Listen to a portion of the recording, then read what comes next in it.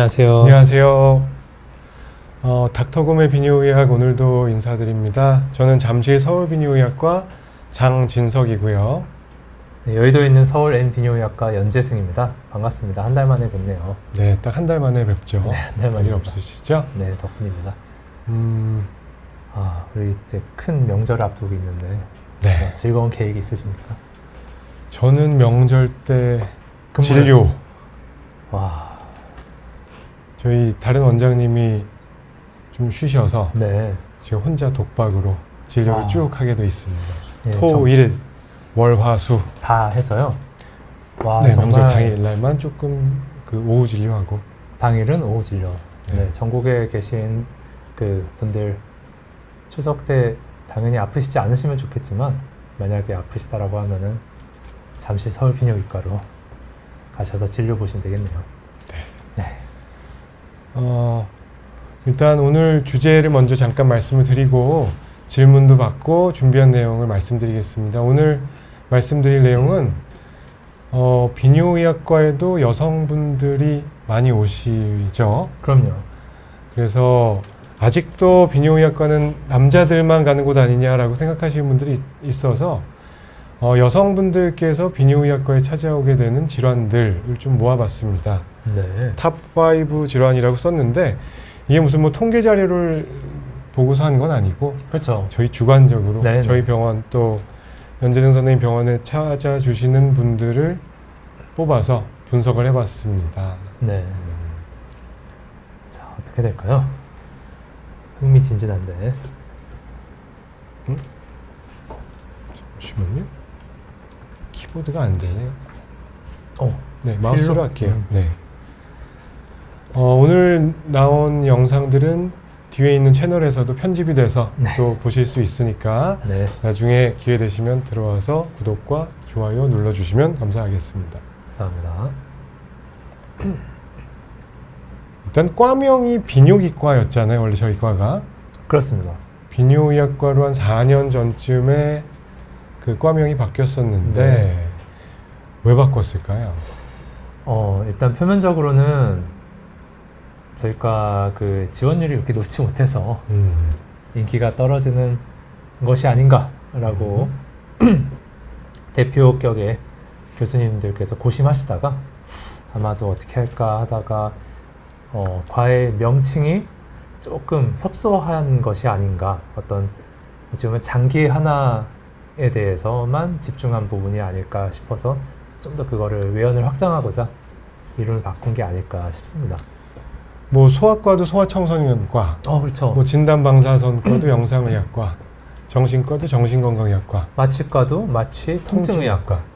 어떻게든 다들 근데 하고 싶은 게 많고 할 수 있는 걸 늘린다는 건 참 좋은 일이기 때문에요. 네, 늘려가고 있네요. 그 비뇨기라고 하는 그 명칭 자체가 약간 위화감을 주기도 하고 어떤 특정 장기를 연상시킨다고 하시는 분들도 있었고, 또 한 가지는 여성분들도 비뇨의학과에서 보셔야 되는 질환들이 꽤 많이 있는데 그런 게 조금 거부감을 들 수 있게 한다, 이런 의견도 있었던 것 같아요. 네, 아무튼 그 비뇨의학과에는 요즘은 여성분들도 많이 오시는데 저희 병원 그 개원하고서 이제 내원하신 환자분들을 쭉 통계를 모아봤더니 한 15만 명 되시는 분들 중에 한 2만 8천 명? 한 19%, 20% 정도가 여성 환자시더라고요. 우와, 정말 비율이 많네요. 높네요.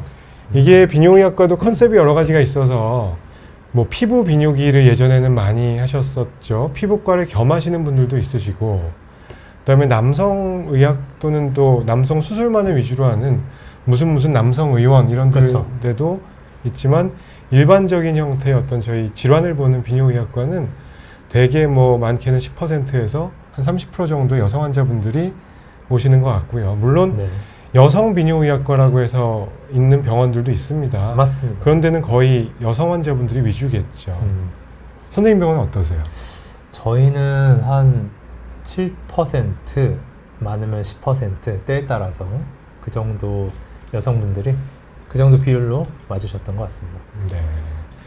그러면 일단 내원하시는 질환들은 어떤 이유로 해서 오시게 될지, 네. 가장 흔한 질환은 뭘까요? 아무래도 네. 급성 방광염, 네네. 이 가장 많이 내원하시는 이유인 것 같고요.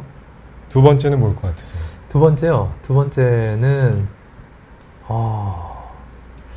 소변이 자주 마렵거나 이런 증상으로 오시는 게 아닐지. 따단. 네, 맞습니다. 네. 과민성 방광 때문에 오시는 분들이 많았던 것 같고요. 방광이 문제가 많이 되는군요. 과민성 방광은 남자에서도 올 수 있지만 여성분들한테 조금 더 많은 걸로 알려져 있습니다. 네. 세 번째는 요실금. 오. 과민성 방광의 조금 더 심한 표현일 수도 있고, 아니면 노화와 보통 함께 출산을 많이 하신 분들, 노화가 진행돼서 그 골반 아래쪽 근육이 약화된 분들이 소변이, 그러니까 나이가 들고 약화되면은 남성은 전립선 비대증 때문에 소변을 잘 못 보아서 문제, 그리고 여성분들은 소변이 새서 문제, 이런 식으로 많이 되는 것 같은데요. 남자에서는 요실금은 사실 거의 흔하지 않죠. 드물지요. 여성분들께는, 그러니까 남자는 전립선이 있기 때문에 소변이 잘 안 나와서 문제가 되는 경우가 있고요. 막혀 있거나. 네. 여성분들께서는 요도가 짧고 어떤 그 중간 구조물이 없기 때문에 그 본인 의사와 상관없이 지리는 경우가 있는데 이걸 요실금이라고 하고, 아까 연장 선생님 말씀하신 것처럼 노화나 출산 이후에 생기는 경우는 뭐 복압성 요실금이 좀 많을 수 있고, 과민성 방광의 어떤 심화된 증상으로 볼 때는 절박성 요실금이라고 보통 표현을 하죠. 네. 이제 4등, 5등이 남았는데요. 그러니까요. 이거 뭘 것 같아요? 사실 이 페이지는 제가 만든 슬라이드라서 생각보다 저희 병원은 요로결석 환자분들이 여성분들도 꽤 있습니다. 그렇군요. 네. 저희도 가끔 와주시긴 하는데 요로결석의 유병률 자체가 남성분들께서 더 많다 많죠. 보니까 여성분들이 가뜩이나 귀한 여성분들께서 또 결석으로 오시는 경우도 저희는 간혹 있었던 것 같습니다. 그래서 유병률상으로는 남성분들 중년 이후에도 많긴 한데요. 요즘은 저희 병원에는 뭐 20대 여성분들도 꽤 많이 오십니다. 요로결석 가족력이 있으신 여성분들. 그렇군요. 네. 아이고, 이런 험한 세상이네요. 참. 다섯 번째는 의외로 네. 현미경 혈뇨 때문에 오신 분들이 많으세요. 맞습니다. 이거 저희도 생각보다 이제 많죠. 그렇죠. 건강검진 하시고, 혹은 네. 여성분들 같은 경우는 그 달에 한 번씩 마법에 걸리시기 때문에 그 전후로 건강검진 같은 거 하시게 되면은 소변에 혈뇨가 좀 섞이거나 방광염이 살짝 왔을 때도 혈뇨가 섞일 수 있고, 우리가 놓치면 안 되는 것들이 이제 비뇨기계에 나쁜 그렇죠. 암종이라거나 악성 그런 질환을, 또 증상은 혈뇨라는 형태로 그냥 비슷하기 때문에 놓쳐버리면 곤란해서. 네. 사실 다섯 번째는 어떤 그 스스로 느끼는 자각 증상이라기보다는 건강 검진이나 뭐 내과에서 소변 검사를 했는데 소변에 눈으로 보기엔 피가 없는데 네. 눈으로 보기에 시뻘건 소변을 봤다면 그건 유관적 혈뇨가 될 것이고요. 지금 말씀드린 건 현미경적 혈뇨인데 이것 때문에 검진차 내원하시는 분들이 상당히 많습니다. 네. 그래서 요거에 대해서 간단하게 말씀을 드리고 질문 주신 것들 정리를 또 해볼게요. 네. 딸기80님, 이취금님 안녕하세요. 안녕하세요. 네. 금방에 뵙습니다. 일단 급성 방광염이고요. 네. 여성분들께 쉽게 발생하고 남자보다 여자에서 많습니다. 그 이유는 해부학적으로 요도가 짧죠. 네. 뭐 1cm에서 4cm 사이가 되는데 외부로부터 균이 침투하기 좋은 환경입니다. 그래서 대개는 급성으로 오는 급성 방광염이 흔하고요. 이런 경우에는 어떤 감기처럼 일회성으로 치료를 하면 일단 완치를 보통 경험을 하거든요. 근데 또 재발하는 경우도 있고 뭐 이렇기 때문에 습관적인 요인과 뭐 어떤 그런 설명이 좀 필요한 질환이라고 보여지고요. 네. 기본적으로 치료가 그렇게 어렵지는 않은 편이어서요. 근데 그런 것 치고는 증상은 너무 괴롭기 때문에 특히 처음 경험하는 분들께서는 굉장히 당황하면서 오시지만, 그리고 급성 방광염도 간혹 유관적인 혈뇨를 동반하기 때문에 너무 괴롭다가 혈뇨, 피까지 나왔어요. 이러면서 이제 다급히 오시는 분들 많이 계시지만 다행히 그 치료가 어렵지 않기 때문에 안심을 시켜드리는 편이죠. 어떤 균이 나오는지를 잘 파악을 하고 적절한 항생제 치료를 짧게는 뭐 3일, 길면 한 일주일 정도를 쓰면은 대개는 완치를 경험하게 됩니다. 만약에 어떤 불편한 그 방광염이라고 해서 진단을 받았는데 네. 1주, 2주 또는 한 달 이상 뭐 치료를 했는데 방광염이 계속 있는 것 같다라고 생각이 되신다면은 뭔가 항생제의 내성이 있는 균주 때문일 수도 있는 거고 또는 아예 방광염이 아닐 수도 있는 겁니다. 그렇습니다. 과민성 방광이라든지 뭐 간질성 방광염이라든지 또는 요로결석이 있을 때도 그 증상이 흡사한 경우가 많기 때문에 그런 경우에는 꼭 비뇨의학과에서 제대로 된 검진을 받고 원인을 감별을 해야 되겠죠. 네, 맞습니다. 자, 어떻게 계속 넘어가나요? 아니면 딱 일단 5가지니까 해서 금방 하고서 질문 비건님 받아볼까요? 질문을 과민성 방광, 급성 방광염 관련에 대해서 여쭤보신 거니까 맞네요. 네, 요거 보고서 말씀드리죠. 네. 만성 방광염이란 것도 있죠. 네. 그리고 약간 예전에는 비슷한 터미놀로지로 생각이 됐지만 간질성 방광 또는 방광 통증 증후군 네, 네. 이런 것도 있는데 약간은 개념이 다릅니다. 급성 방광염은 대개는 일회성으로 말씀드렸다시피 비교적 쉽게 치료가 될 수 있고 만성 방광염은 어떤 배뇨 증상이나 통증이 지속적으로 반복되는 분들이 있거든요. 원인이 명확하게 밝혀진 건 아니지만 어떤 방광벽의 변성이라든지 또는 뭐 약제나 방사선이나 화학물질이나 이런 것 때문에 지속적으로 증상을 호소하시는 분들이 있습니다. 이런 경우에는 증상 완화를 위한 치료가 일단 선행이 돼야 되고 네. 어떤 내성이 있는 균주가 있는지는 여전히 확인을 해야 될 것 같고요. 마치 급성 세균성 전립선염과 만성 전립선염 같은 느낌을 또 주기도 하는데요. 만성 방광염, 그러니까 급성 방광염은 대개는 세균 감염이 원인이 되는 경우가 많을 거고 만성 방광염은 그럴 수도 있고 아닌 경우도 오히려 다른 더 많을 원인들이 수도 있죠. 있을 수도 있죠. 네, 그렇게 흔하지는 않습니다. 대개는 급성 방광염으로 많이 오시게 되고 잘 치료되는 편이니까요. 급성 방광염에서 제일 중요한 거는 평상시에 좋은 생활 습관을 유지하는 건데요. 뭐 여러 차례 강조를 드렸지만 물을 충분히 섭취를 하셔야 됩니다. 네, 물을 많이 그래서 마셔야죠.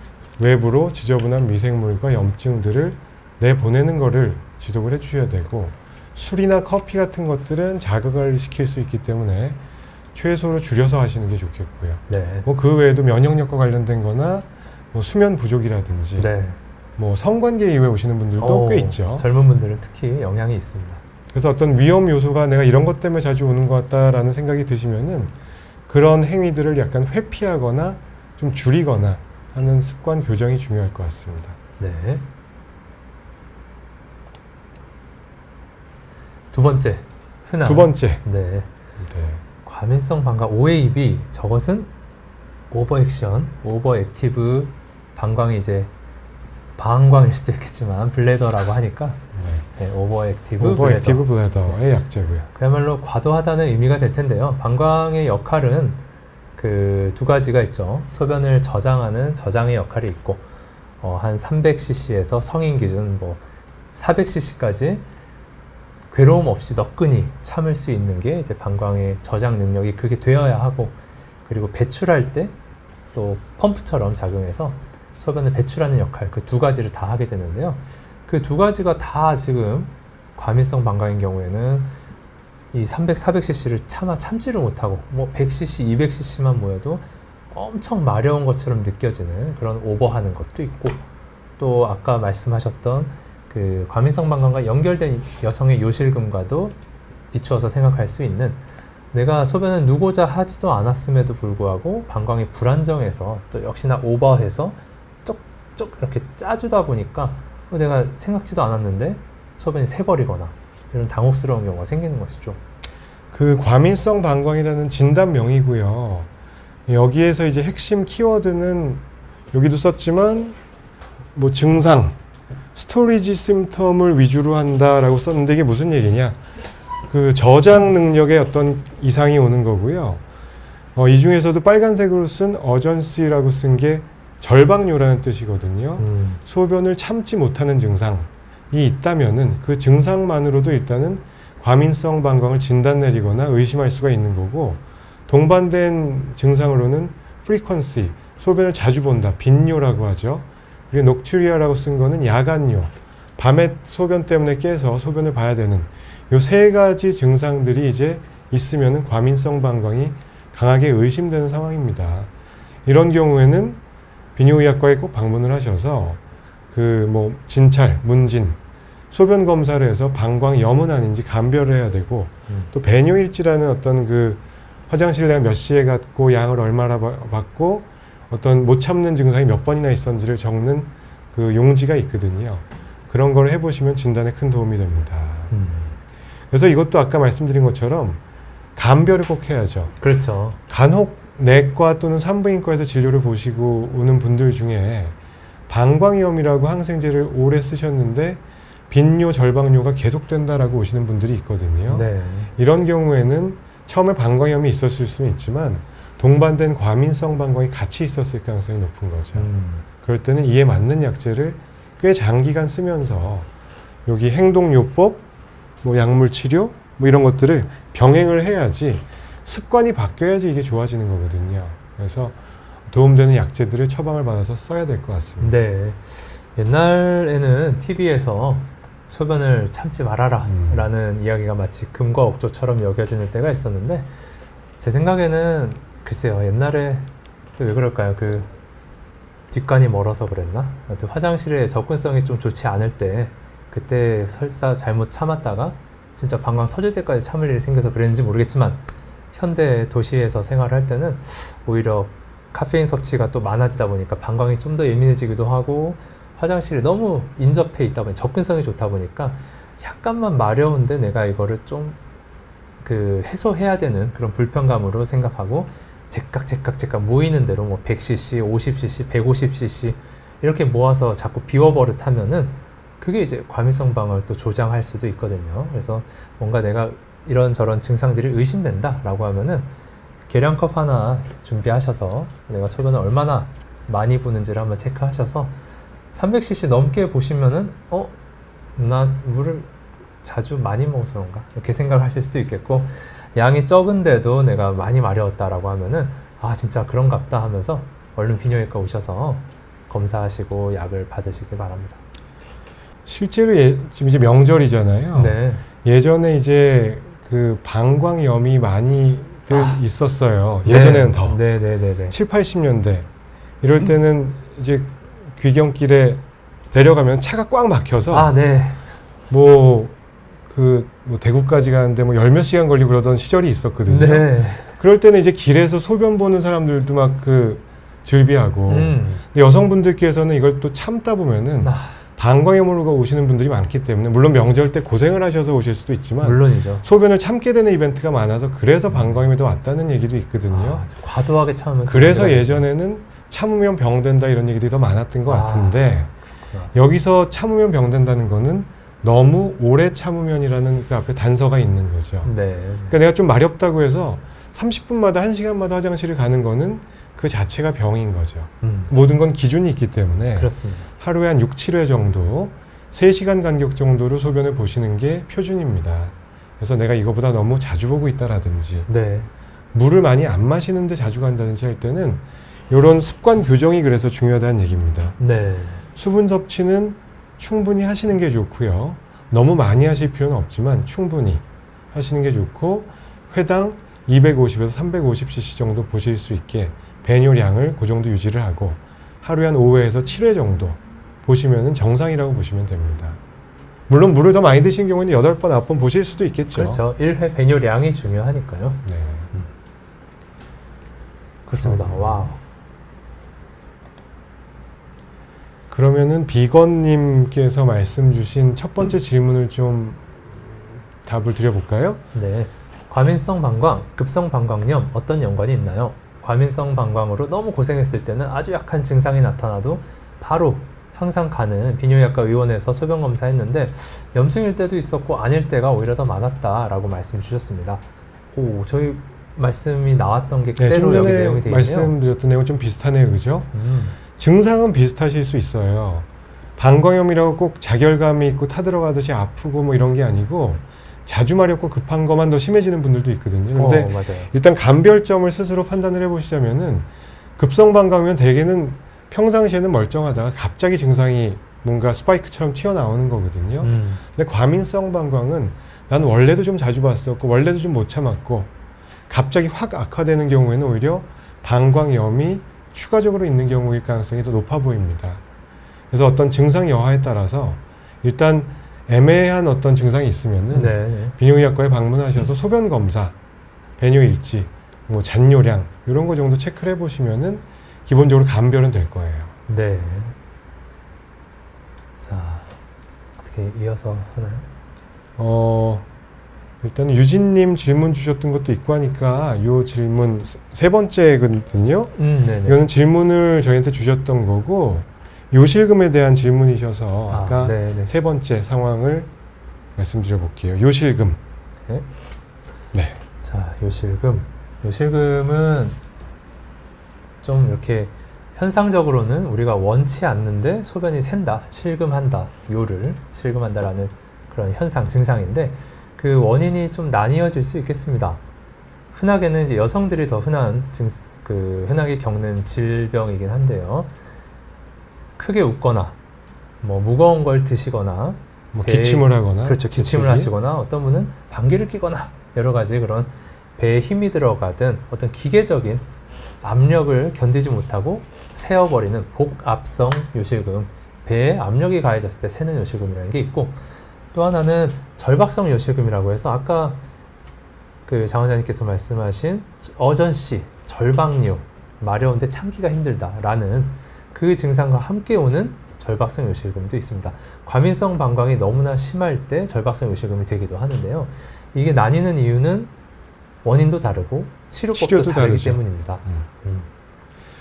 일단 그 간단하게 생각하시면은 복압성 요실금은 배에 힘이 들어가는 상황에서 찔끔찔끔 새는 거예요. 절박성 요실금은 배에 힘이 들어가는 상황과는 무관하게 화장실을 가야 되겠다는 요의가 느껴져서 막 가려고 하면은 급작스럽게 더 마려워지면서 참지 못하고 의사와 상관없이 흐르는 거예요. 배에 힘이 안 들어갈지언정. 그래서 두 가지가 이렇게 나뉘어지고 일단은 복압성 요실금은 여기 말씀 적어놓은 어떤 원인 그리고 치료에서 중요한 게 복압성은 대개 수술로 교정을 하는 거고요. 절박성 요실금은 약물로 치료한다 이렇게 보시면 됩니다. 물론 경우에 따라서는 두 가지가 같이 있는 경우도 꽤 많죠. 혼재되어 그렇죠. 있는 경우도. 복합 요실금이라고 어렵죠. 그럴 때는 약과 수술을 병행하는 경우도 있고 뭐 수술의 경우에는 이 정도에 따라서 단계를 뭐 1단계, 2단계, 3단계로 나누는데 증상이 심한 경우에 한해서 일단 수술을 하시는 게 좋습니다. 수술을 너무 조기에 하거나 증상이 심하지 않은데 진행을 하는 경우에는 오히려 더 불편해지는 경우도 있죠. 네. 밸브가 좀 헐거워진 걸 타이트하게 조이는 수술이기 때문에 오히려 좀 배뇨가 곤란해지거나 불편감이 있거나 염증이 잘 생기거나 이런 경우들이 발생할 수 있으니까 이것도 역시 비뇨기과에서 상의를 하고 수술을 여부를 결정을 하시는 게 좋을 것 같습니다. 네. 복압성 요실금을 좀 피하기 위해서 여성분들 같은 경우에는 그 케겔 운동이라고 하는 거를 많이 하셔서 골반 아래쪽 근육의 힘을 좀 증강시켜 놓으면 많은 도움이 된다고도 알려져 있긴 합니다. 네. 남자들은 요실금이 별로 아까 없다고 말씀드렸는데 있는 경우도 있긴 하죠. 그렇죠. 대표적인 게 이제 전립선 쪽 수술하신 이후에 네. 전립선 암 때문에 전립선을 이제 제거하고 나면은 그 네. 밸브 쪽이 약해지면서 소변이 흐르는 경우가 있고 또는 뭐 전립선 비대증 수술한 이후에도 좀 지리시는 분들도 있죠. 초반에 그런 네. 분들도 계시기도 하고 또 그 절박뇨, 과민성 방광은 남성분도 계시기 때문에 과민성 방광이 너무 심해서 심한 경우에는 전립선으로 막고 있음에도 불구하고 방광이 짜면서 새시는 경우도 있고 이거는 뭐 요양병원에 계시거나 아니면은 그 예전에도 많이 말씀 나왔던 그 신경이성 방광이라거나 방광에 소변이 꽉 찼는데 본인이 인지하지 못하는 상황에서 흘러 넘쳐서 새는 경우도 간혹 있습니다. 네. 네. 그리고 네 번째는 그러하고 요로결석은 얼마 전에 뭐 여름철 요로결석 때 한번 다뤘던 내용인데 요로결석도 여성분들한테도 꽤 있습니다. 여자라고 안 걸리는 질환은 아니니까 네. 절대로 요로결석은 남자 질환이다 이렇게 생각하시면 안 되고요. 물론 남성에서도 흔하긴 합니다만 요로결석 발병의 가장 주된 원인은 가족력 이 제일 크기 때문에 직계가족, 친지분들 중에 결석 경험이 있거나 신장 기능이 떨어져 있는 분들이 있다면은 요로 결석에 대한 체크업을 주기적으로 받으시는 게 좋고요. 그리고 여성에서는 폐경 이후에 좀 늘어나는 걸로 알려져 있고, 남자에서는 전반적인 뭐 칼슘석이라든지 이런 게 더 많은데, 특이하게 감염석 같은 거는 여자에서도 많은 걸로 되어 있습니다. 인펙션 스톤이라고 해서 반복되는 뭐 요로 감염에 의해서 돌이 생기는 분들이 있거든요. 이거는 여자들이 더 많고요.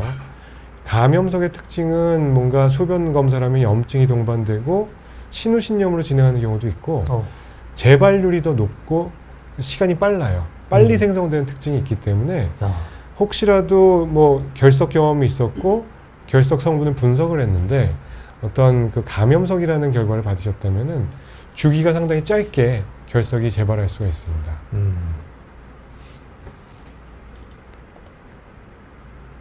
뭐 결석의 통증에 대해서는 뭐 잘 아실 것 같아서 심한 통증, 그다음에 소변에 피가 나거나, 그다음에 뭐 메스껍고 구역질 같은 게 날 수도 있고, 뭐 잔뇨감, 빈뇨 이런 게 있을 수 있기 때문에 네. 아까 얘기했던 방광염, 과민성 방광염, 간별을 요하는 경우도 있습니다. 그렇습니다. 아랫배 쪽이 아프다 이렇게만 오시는 경우도 있거든요. 네. 옆구리나 등 쪽이 아픈 것이 더 주된 부분이긴 하지만, 그리고 열이 좀 동반된 경우에는 신우신염일 수도 있고, 간별도 요하죠. 네. 근데 돌이 막아서 아까 감염성 말씀도 하셨지만 그게 요로결석과 신우신염이 동반되는 경우도 있기 때문에 꽤나 복잡한 간별을 요할 때도 가끔 있습니다. 그래서 뭐 자연 배출도 가능하고 체외 충격파 쇠석술이라는 거 많이 하고요. 뭐 수술적 치료도 있는데 요 자세한 내용은 저희가 예전에 방송했던 네. 분량을 좀 찾아주시면은 네. 결석에 대해서 자세하게 말씀을 드렸던 적이 있습니다. 사실 오늘 조금 말씀드리려고 했던 거는 요 자멸인데요. 이거 생각보다 많이 오시기 때문에 걱정하시는 분들도 많고, 네. 요거 설명하고 이제 질문 답을 드릴게요. 네. 요 잠혈, 미세 혈뇨, 네. 뭐 현미경적 혈뇨 다 같은 말이네요. 얘기고, 뭐 마이크로스코픽 헤마추리아, 대별되는 개념은 유관적 혈뇨, 그렇죠. 그로스 헤마추리아. 이렇게 구분을 좀 줘서 생각을 해야 되는데, 혈뇨라고 해도 다 같은 임상적인 의미를 지니는 건 아닙니다. 유관적 혈뇨의 경우에는 아주 중요하죠. 네. 이 경우에는 꼭 원인을 찾아내셔야 돼요. 대개는 감염 때문에, 염증 때문에 심해서 오는 경우도 있고, 뭐 요로 결석 때문에 나오는 경우도 있고, 종양, 암 때문에 나오는 경우도 있고, 장기에 따라서는 뭐 신장, 요관, 방광, 남자는 전립선, 전립선. 요도, 어느 특정 부위에 소변이 나오는 길에 어디선가 출혈이 있었다는 얘기고, 원인 진화로는 아까 얘기했던 뭐 염증, 결석, 암, 요런 게 이제 주로 얘기하는 유관적 혈뇨 얘기고, 근데 현미경 혈뇨는 조금 다르죠. 그렇죠. 현미경적 혈뇨는 결국은 어디에서 나왔는지는 비슷합니다. 다 객관식이에요. 신장이든 요관이든 저장 탱크인 방광이든, 남성의 경우 전립선도 있고 여성은 전립선 없이 바로 요도로 나오고, 그 요도까지 해서 원인이 되는 그 범인인 거는 다 너희들 중 하나야 라고 정해져 있긴 한데, 현미경적 혈뇨는 정말 너무 미세하기 때문에 그 원인을 찾기 어려운 경우가 대다수입니다. 원인이라고 하는 건 수십 종류가 있을 수 있을 텐데요. 뭐 가장 간단하게는 신장 어딘가에 필터, 거기가 좀 개구멍이 생긴 데가 있어서 적혈구 한두 개가 계속 새어나오는 그런 경우도 있을 거고, 그런 경우는 근데 약간 체질적이라고 해서, 그렇죠. 네, 그 이제 대학 들어가고 직장 들어가서 건강검진이라는 걸 시작한 그 순간부터 늘 현미경적 혈뇨가 나는 나왔다 이런 분도 간혹 계시고, 그리고 전에 없던 뭐 요로결석이 생기면서 혈뇨 나오는 분도 계시고, 원인이 너무 다양한 데 비해서 그런 케이스도 꽤 많다 보니까 많죠. 예, 많은 분들이 이제 건강검진을 하신 다음에 이게 뭐야 하면서 병원에 많이 찾아오십니다. 심지어는 이제 초등학생들 보건소가 양호실에서 이제 검사하고서 네. 현미경 혈뇨 나오면 이제 병원 가보라고 해서 오신 경우가 최근에 몇 건 있거든요. 네. 너무 일단 걱정하실 필요는 없는데, 이거는 한번 나타나면은 계속 나타나는 분들이 많죠. 매년 검진할 때마다. 그렇죠.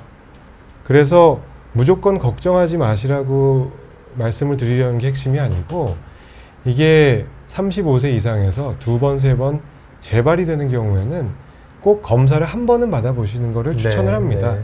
가이드라인에서도 어떤 검사냐, 뭐 소변 검사, 소변으로 요세포, 뭐 암세포 있나 없나 보는 거, 그다음에 영상 검사, CT를 한번 찍어 본다든지, 그다음에 방광 내시경을 봐서 다른 암 같은 게 제일 무서운 거니까 그렇죠.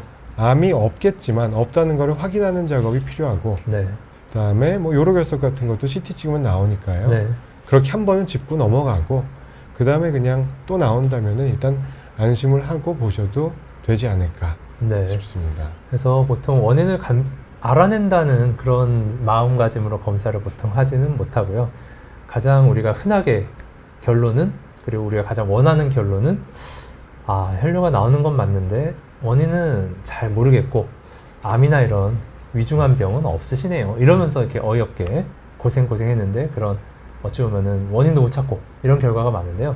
그게 제일 좋은 결과인 경우가 보통입니다. 그래서 네. 뭐 결석이나 이런 게 있으면 이것 때문인가 생각할 수는 있겠지만 뭔가 이게 원인이네요 라고 알아버리는 거는 뭐가 나왔다는 얘기고, 그럴 때는 조금 더 주의해야 되는 경우가 많기 때문에 현미경적 혈뇨에 대한 검사를 했을 때는 그냥 잘 모르겠네요, 근데 이상은 없습니다, 이런 결말이 아마 제일 좋은 결론이 아닐까 싶습니다. 네. 그래서 이상이 여성분들께서 겪는 네. 비뇨기과에 비뇨기과에 찾아오시는 원인 질환들을 한번 살펴봤고요. 네. 근데 빠르게 질문 주신 것들을 또 답을 드려보겠습니다. 네. 이취금님, 여자인 친구가, 오케이. 네. 여자 사람 친구가 질 칸디다증에 걸렸다는데 특별한 성생활 등 없었다고 하는데 걱정을 하더라고요. 그럴 수도 있나요? 라고 말씀 주셨습니다. 네, 그럴 수 있죠. 네. 가드네렐라라고 하는 세균, 그리고 캔디다라고 하는 세균은 여성의 질 내에 언제나 조금씩은 간첩처럼 숨어 있을 수 있다라고 보는 편인데요. 여성이 질 안에 키우는 그 유산균과 서로 경쟁하면서 서식하고 있다고 볼 수도 있는데, 건강한 여성의 질은 유산균이 우세하게 서식하면서 약산성의 그런 환경을 조성하게 되는데요. 여자인 친구가 뭐 잠을 잘 못 주무셨든 과로하셨든 스트레스를 받으셨든 이번에는 아니라고 하셨지만 성관계 후에 좀 상처가 생겼든 여러 가지 그런 질 내 환경이 나빠졌을 때 캔디다 혹은 가드네렐라라고 하는 세균들이 조금 평소보다 과증식하면서 질염 증상이 생길 수가 있습니다. 유레아 플라즈마, 파붐 이런 균도 공생균으로 올 수 있고, 마이코플라즈마 균주 중에서도 호미니스라고 하는 녀석은 저런 경우에 자주 오실 수도 있습니다. 그래서 크게 걱정하실 상황은 아니겠지만 뭔가 증상이 계속 있거나 하면은 약을 써서 치료하는 경우도 있죠. 그럼요. 주로 산부인과에서 네. 주치의 선생님과 상의해서 치료하시면 좋을 것 같습니다. 네. S 토굴지기님, 과민성 방광으로 소변이 자주 조금씩 마려워요. 49세 남성이시고요. 전립선 비대증이 있습니다. 뭐 치료는 그렇습니다. 비대증이 있으면 비대증 약, 젊으시기 때문에 증상 정도에 따라서 약을 먼저 쓰시는 게 맞을 거고요. 과민성 방광도 아까 뭐 항콜린제나 뭐 그 베타3 아고니스트 같은 그 약제를 써서 잡는데, 전립선 비대증과 과민성 방광이 있으면 그 약 같이 쓰면 되고요. 방광염과 과민성 방광이 있으면 그 약 같이 쓰셔도 됩니다. 그래서 그 약을 쓰면서 아까 말씀드렸던 습관 교정이 중요하다고 말씀드렸는데, 물은 충분히 드시면서 소변을 의식적으로 참을 수 있는 힘을 기르셔야 돼요. 네. 내 습관 버릇 때문에 조금 마려워서 내가 화장실 문을 열고 들어가면은 그게 반복되면 이건 치료가 되지 않습니다. 시간 맞춰 배뇨하기를 생활화해 주셔야 됩니다.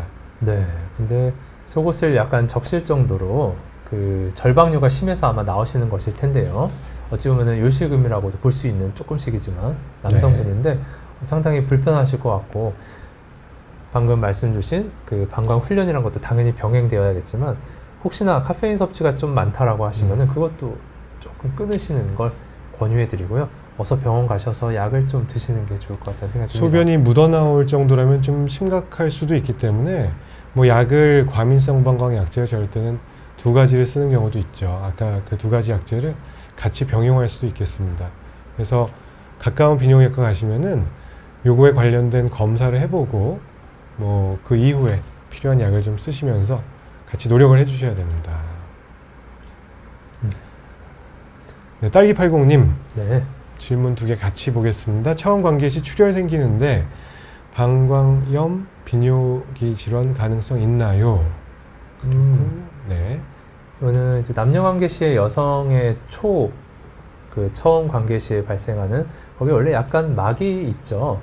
그 하이멘이라고 하는 막이 원래 있는데 생활하면서 그게 자연히, 그러니까 원래 없는 사람도 있고 자연히 그게 파열되는 분도 계시고, 그리고 평소에 생리혈은 나올 정도의 작은 구멍이 뚫어져 있는데 그 관계할 정도까지로 크지는 않기 때문에 첫 관계를 하면서 보통 파열되면서 피가 난다고 하는데요.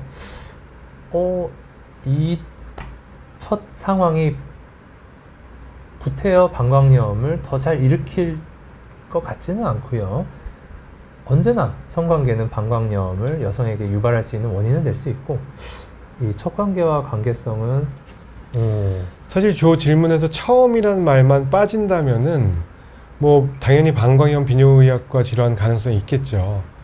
관계시 출혈이 있다라고만 그냥 일반적인 상황이라면은 방광염 때문일 수도 있고 뭐 질염 때문일 수도 있겠죠. 그래서 그런 경우는 그렇고, 처음이라고 써주셨기 때문에 그럴 때는 아까 말씀하신 그런 상황이 네. 있을 수 있을 것 같습니다. 너무 집중했네요. 처음에. 네. 송구합니다.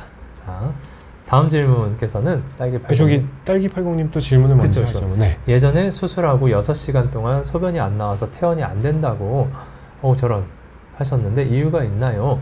배의 소변이랑 초음파 체크하는데 방광 초음파인지 궁금합니다. 예전에 어떤 수술 하셨는지 모르겠는데요.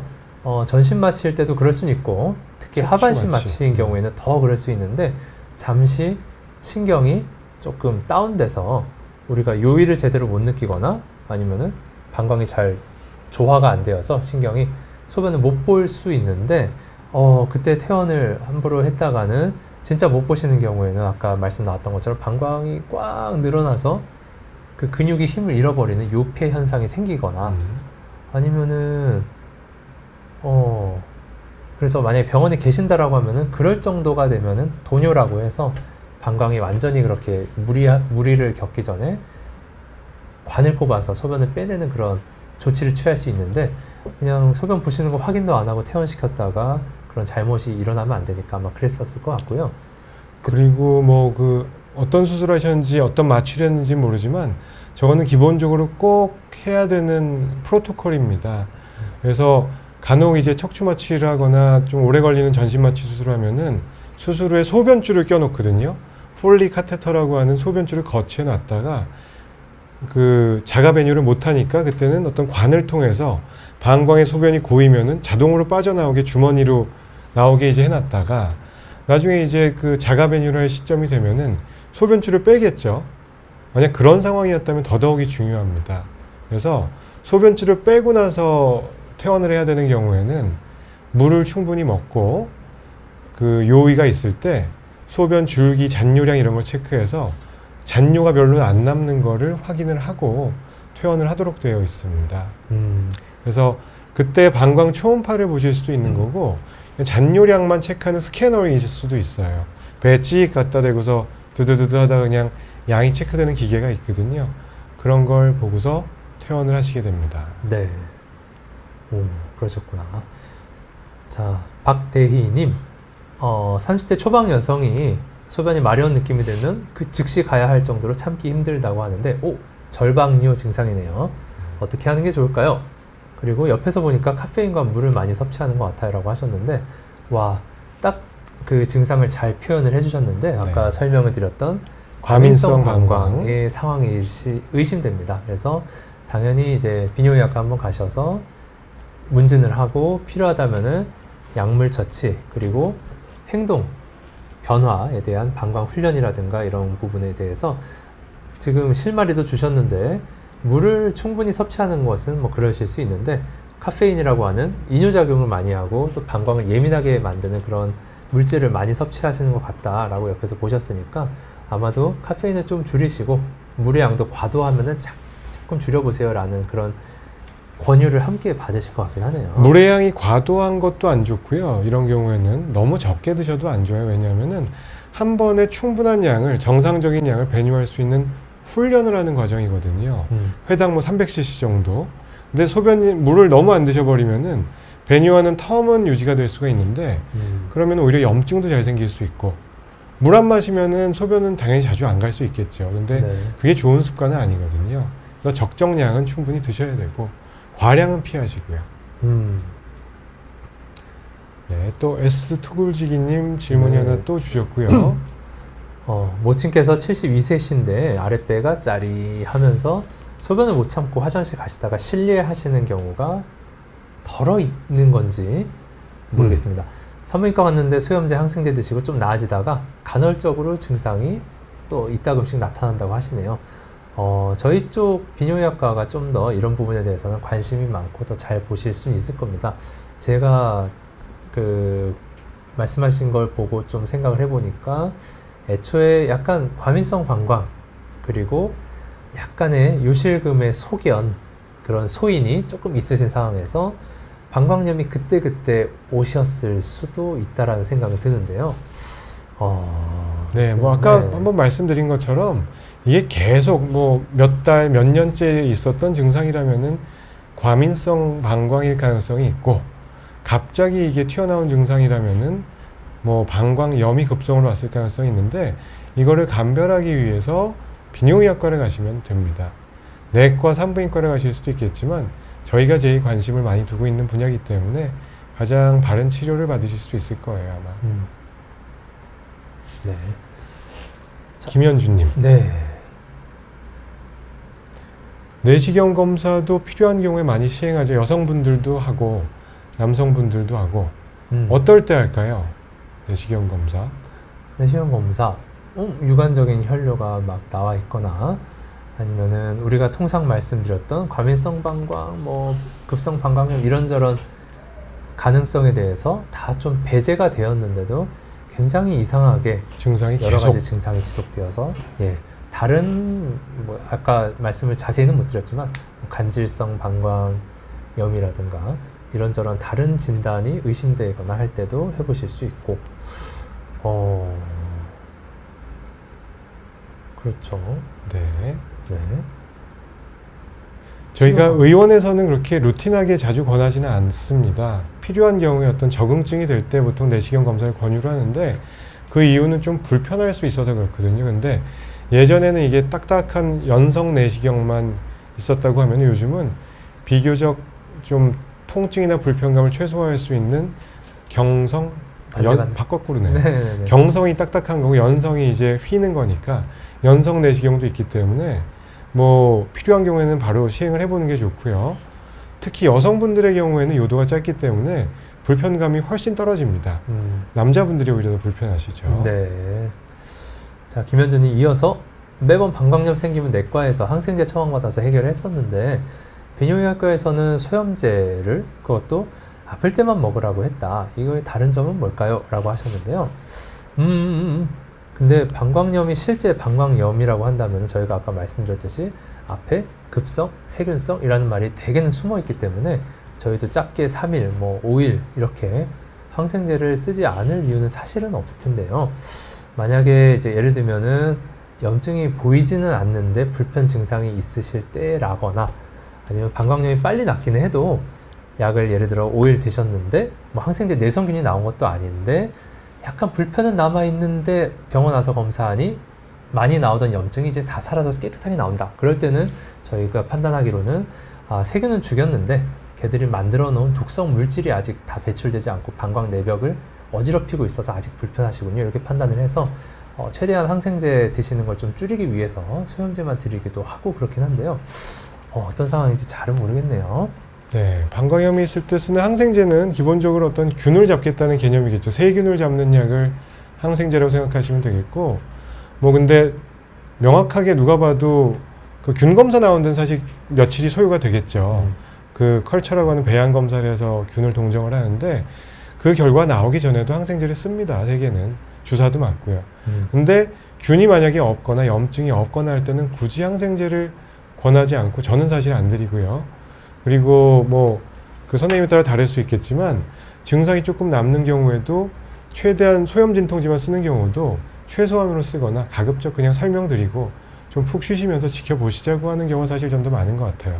소염제는 말씀드렸던 그 소염 진통제죠. 뭐 그 타이레놀, 이부프로펜 다 소염 진통제에 엔세이드 약제들이고 방광염이 잘 듣는 소염 진통제가 있는데 그 말 그대로 염증을 줄이고 통증을 줄여주는 약이 되겠죠. 균을 잡는 약은 아니고요. 그래서 대개는 방광염 치료에서 같이 쓰여집니다. 항생제, 소염 진통제, 뭐 위장약 같이 쓰겠죠. 네. 자, YYH님, 질염 증세가 부정출혈을 유발할 수도 있나요? 물론이죠. 그 질 부정출혈의 여러 가지 원인 중에서 질염이 아마 큰 분유를 차지하고 있을 거라고 생각이 되는데, 제가 부인과 상과 쪽을 잘 모르지만 감히 말씀을 드린다면은 마치 저희의 유관적 혈류가 부인과에서는 질출혈, 부정출혈, 그러니까 생리가 아닌 그 정기적인 원래 나와야 하는 그런 정상적인 생리가 아닌 타이밍 맞지 않고 좀 이상 증상과 함께하는 부정출혈이 저희의 혈류와 위상이 맞지 않나 생각합니다. 그래서 뭐 질부터 시작해서 자궁도 있을 수 있고요, 뭐 난소, 뭐 나팔관 다 그 여성의 장기에서 이제 피가 난다는 의미가 되니까 질염은 또 마치 우리의 방광염처럼 방광염 있을 때도 그 소변에 혈류가 있을 수 있는 것처럼 질염이 부정출혈의 원인이 될 수도 있을 것 같습니다. 다만 우리 방금 유관적 혈류 말씀드린 거랑 똑같이 다른 중요한 원인이 있을 수 있기 때문에 부정출혈 있을 때 당연히 부인과에 가셔서 네. 제대로 검사를 하셔야 될 것 같습니다. 네, 맞습니다. 네. 일단 제임스님 질문을 먼저 받아볼까요? 40세시고 정관 수술하고 왼쪽 고환에 미세 통증, 우측 고환에도 부고환염 진단받고 항생제 2주 쓰셨다고 하고요.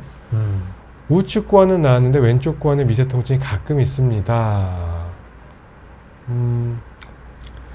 일단은 우측 고환은 없던 게 생기신 거고 진찰을 해서 부고환염이 진단됐다면 뭔가 한쪽 고환이 확 커졌다든지 압통, 만지면은 심하게 아프다든지 뭐 열감이 있다든지 이런 증상들이 동반이 되어서 그렇게 얘기를 하셨을 거예요. 네. 그런 경우에는 뭐 짧으면 2주에서 한 4주 정도 약을 쓰면은 대개는 호전이 됩니다. 근데 왼쪽은 조금 얘기가 다르죠. 미세한 통증이 지속되다가 하셨으니까 쭉 있으셨던 거예요. 간간히. 계속 심한 통증은 아니더라도 잔잔하게 있었다면은 뭐 제 생각에는 뭐 정관 수술의 후유증일 가능성도 없진 않겠지만 정관 수술 후 통증, 증후군 뭐 이런 것도 있긴 하거든요. 네. 근데 극히 가능성이 낮기도 하고 한 번도 못 봤습니다. 그냥 임상적으로 전립선염 가능성이 있을 수 있겠죠. 네. 만성 부고환염이란 것도 있고 만성 전립선염도 있는데 잔잔히 계속 있는 건 아니고 뭐가 있는 것 같기도 하고 없는 것 같기도 하고 좀 신경 쓰고 오래 앉아 있거나 피곤하면 좀 올라오는 것 같고 이런 걸 수도 있거든요. 네. 또 왼쪽이라고 하시니 뭐 소위 말하는 정계정맥류가 네, 될 수도 있고요. 정맥이 좀 늘어나서 생기는 그런 걸 수도 있는데 그거는 아마 가셨던 병원에서 다 보면은 보이는 거니까 아마 진단에 배제가 되었을 것 같고 어려운 부분인데요. 하여튼 오른쪽 거는 그냥 진짜 한번 올 수 있었던 에피소드 같고요. 사라지면 사라지는 건데 일단 왼쪽이 문제입니다만 네. 언제 저런 통증이 주로 더 발생하는지도 한번 이럴 때 더 혹은 뭐 오래 앉아 계실 때 과로, 스트레스, 수면 부족 혹은 음주 이런저런과 어떤 상관관계가 밝혀지는지를 한번 조금 유심히 살펴보시면 어떨까 싶습니다. 저희 나중에 만성전립선염 관련된 뭐 영상들이 또 있는데요. 거기에 생활습관 도움되는 것도 있으니까 한번 보시고 비뇨의학과에서 좀 상의를 해보시는 게 좋을 것 같습니다. 시간이 얼마 없네요. 그런가요? 또 이거 저희 준비해온 그 저희 게시판에 올려주신 질문들도 해야 되는데 예. 그러면 짧게 코멘트 한 번씩만 하고 넘어가죠. 미윤님, 복부 CT에 작은 신장 결석이 있는데 지금은 방법이 없다기보다 치료할 필요도 없고 할 방법도 없다는 얘기겠죠. 경과 관찰하시면 되고 사이즈가 작을 때는 어떠한 증상도 일으키지 않고 요관으로 굴러 떨어진다고 해도 자연 배출될 가능성이 있는 사이즈일 수 있습니다. 네. 5mm 정도를 기준으로 해서 그보다 더 커지면은 커졌다고 해도 무조건 치료를 하는 게 아니고 경과를 관찰하다가 보셔도 돼요. 신장 결석일 때는. 네. 물론 치료법이 있습니다. 체외 충격파 치료를 하기도 하고 수술도 있고요. 네, 이걸 무조건 빼겠다라고 하면은 진짜 전신 마취하고 내시경을 신장까지 밀어 넣어서 하는 수술도 있는데 좀 과할 수 있다라는 부분인 것이죠. 치료로 인한 어떤 득실을 잘 따져서 판단하시면 될 것 같고요. 네. 통기는 내운명님, 신경인성 방광으로 피가 쏠리면 거기가 아프다. 글쎄요. 그 피가 신경인성 방광일까요? 음. 어디가 아프신 건지 뭐 네. 네, 저희가 2, 3분 내로 이제 마무리를 해달라고 하시니까 아마 그때 신경성 방광은 맞으셨던 분이라고 한다면요. 네, 근데 이상 증상, 이상 통증이 생긴다라고 하면은 역시나 신경 관련된 부분일 수 있어서 혹은 방광이 꽉 차서 그럴 수도 있고 피가 쏠리면이라는 부분도 조금 애매한데 네. 아이고 송구하지만 저희 혹시 원래 보시던 주치의 선생님께 한번 꼭 상의를 한번 드려보면 어떨까 싶은데요. 네. 지금 네. 써주신 것만으로는 조금 그 정보가 명확하지가 부족해서. 않아서 피가 어디에 쏠린다는 건지도 좀 네. 불명확하고요. 나중에 그 저희 뭐 채널이나 이런 데다 질문 주시면은 답 드리도록 하겠습니다. 네.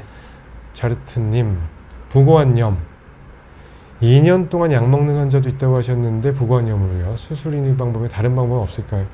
부고환염 부고환염 때문에 절제술을 하는 경우도 있습니다. 저는 해본 적은 없지만 글쎄요, 저는 그렇게 추천하고 싶지는 않습니다. 수술에 대해서는. 수술을 하고 나서 통증이 지속되는 분들이 있더라고요. 그렇겠죠. 부고환염이 원인이라고 해서 그걸 적출을 했는데 뭔가 후유증, 부작용만 있고 통증이 간간히 반복된다. 경우도 있거든요. 아직 2달밖에 안 되셨다면은 뭐 밖에라고 표현해서 죄송합니다만 조금 더 경과를 지켜보면서 부고환염 반복되시는 분하고 전립선염의 어떤 생활 습관하고 좀 비슷한 면이 많거든요. 네. 그래서 만성 전립선염 생활 습관 교정하는 거를 좀 참조해 주시면 좋겠고요. 네. 최희선님, 낮에는 소변이 많지 않은데 밤만 되면 2시간에 한 번씩 소변을 보신다. 아마 깨실 수도 있겠죠. 이것도 과민성 방광인가요? 과민성 방광에 연관되어 있을 수도 있고 야간에 역설적으로 저녁에 뭘 많이 드셔서 야간에 단뇨가 발생해 있을 수도 있고 그리고 주무시는 게 좀 약해져서 깨실 수도 있겠는데 좀 연령이 있으신 남성분이라고 하면은 전립선 비대증 이런 게 연관되어 있을 수 있고요. 젊은 남성이라고 하면 전립선 염증 연관되어 있을 수 있고 여성분이라고 하면은 과민성 방광뿐 아니라 이제 그 생활 습관 이게 연관이 되어 있을 수 있는데 문제이죠. 마침 헤일로 부인님이 질문 주신 거 여기 있어서 비슷한 거거든요. 한번 참조해 주시면 좋겠고 과민성 방광일 수도 있고 사실은 수면 장애일 수도 있어요. 이게 그 소변 때문에 깨는 건지 그냥 불면증, 수면 장애 때문에 깨서 소변을 보는 건지도 생각을 해보셔야 되고 자기 전에 물 줄이시고요. 주간에는 소변을 좀 참았다가 보는 훈련, 과민성 방광 습관 길러주시고 필요하면은 약을 쓰시면 호전될 수 있습니다. 네. 그래서 한번 참조해 주시면 좋겠고요. 네. 마지막 비건님 하시나요? 너무 단순한 질문이긴 한데 따뜻한 날에도 소변 보면 몸이 떨리는데 왜 그런가요? 소변 보고 나서 몸이 떨리는 것이 그게 진짜 소위 말하는 우리가 체온을 빼앗겨서 그 체온을 다시 불러일으키기 위해서 바르르 떨면서 에너지를 생성시킨다는 가설도 있는데 가설이라고 듣긴 했는데요. 다른 이유가 뭐인지 잘 모르겠지만 뭐 아무리 기온이 따뜻해도 우리의 체온보다는 낮기 때문에 그럴 수도 있겠고 네. 아이고 제가 잘 대답을 못 드려서 좀 송구합니다. 그래서 시간이 되었기 때문에 요거는 프로페시아 지난번에 말씀 주신 거랑 비슷한데 요거만 하고서 다음에 이어서 질문 정리하겠습니다. 한 많게는 3% 정도까지 발기력 저하 떨어지가 올 수 있다고 얘기되어 있는데 사실은 거의 그 발기력 저하는 다른 원인도 많기 때문에 네. 단정 지을 수는 없고요. 혈액 검사 결과 중에 발기력과 관련된 항목은 남성 호르몬 정도 관련성은 있겠지만 그 이외에는 뭔가 바로 어떤 인과관계를 설명할 수 있는 지표들은 별로 없습니다. 그래서 참고해 주시면 좋겠고요. 네, 아이고 너무 급하게 충분히 대답을 못 드렸을 수 있겠습니다. 송구합니다. 그래도 이제 시간이 다 됐기 때문에 저희는 다음 시간에 한번 또 뵐 예정으로 네, 모두 한가위 정말 즐거운 명절 되십시오. 네, 늦게까지 시청해 주셔서 감사드리고요. 명절 잘 보내시고 저희는 네. 또 4주 뒤에 뵙겠습니다. 건강하십시오. 네, 감사합니다.